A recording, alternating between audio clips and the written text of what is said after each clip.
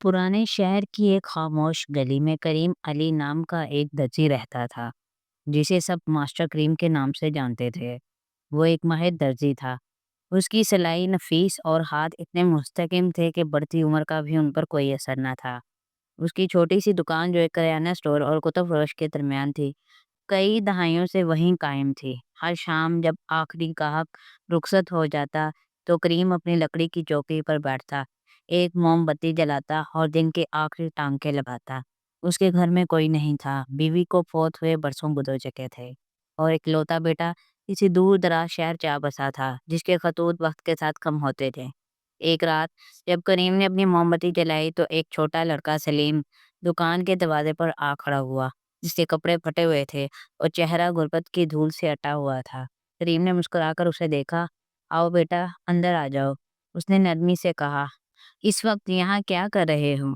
सलीम झिझका, फिर आहिस्ता से बोला, बस आपको सिलाई करते देखना अच्छा लगता है मास्टर करीम।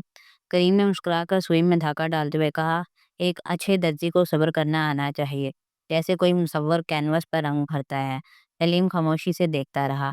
कुछ देर बाद उसने पूछा, मास्टर करीम, आप सिर्फ एक ही मोमबत्ती क्यों जलाते हैं? करीम ने हल्की सी हंसी के साथ जवाब दिया, क्योंकि एक मोमबत्ती करीब की चीजें देखने के लिए काफी होती है, बाकी अंधेरा है और हर अंधेरे को दूर करना जरूरी नहीं होता। उस रात जब करीम ने अपना काम मुकम्मल कर लिया, तो उसने सलीम को एक नरम रोटी के कपड़े में लपेट कर दी। ये ले जाओ, उसने कहा, और अगर दिल चाहे तो कल भी आ जाना। दिन गुजरते गए, फिर हफ्ते। सलीम हर रात आता, देखता, सीखता, सुनता। आहिस्ता आहिस्ता वो करीम की मदद भी करने लगा था। धागे की रील निकालना, कपड़े तह करना और कभी कभी खुद भी चंद टांके लगाना। वो दुकान जो कभी वीरान लगती थी, अब हंसी बातों और खामोश खुशी से आबाद हो गई थी। एक सर्द शाम सलीम दुकान पर आया, तो उसे बंद पाया। वो मोमबत्ती जो हमेशा उस वक्त जलती थी, मधम थी। परेशानी में उसने दरवाजा खटखटाया, फिर आहिस्ता से धकेल कर खोल दिया। अंदर करीम अपने बिस्तर पर पुरसुकून मुस्कुराहट के साथ लेटा था।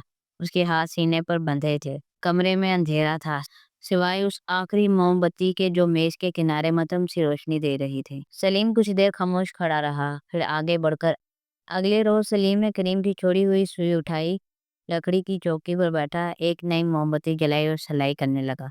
बाहर शहर अपनी रफ्तार से चलता रहा। बेखबर के एक छोटी सी दुकान में करियाना वाले और कुतुब फरोश के दरमियान एक नई रोशनी जल उठी थी।